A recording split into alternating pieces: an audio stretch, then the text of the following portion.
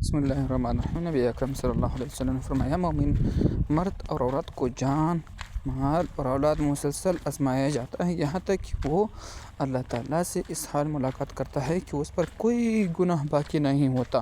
آزمائشوں کے بدلے سارے گناہ دھل چکے ہوتے ہیں۔ اخرجہ الترمذی فی السنن کتاب الزہد۔ عاجزی اختیار کرو، یہ مت سوچو کہ آپ دوسروں سے بہتر ہیں۔ آپ خاک ہیں اور خاک میں ہی لوٹ کے جائیں گے۔ ہم اور آپ نے اس دنیا میں صرف 2 دن کے لیے آئے ہیں۔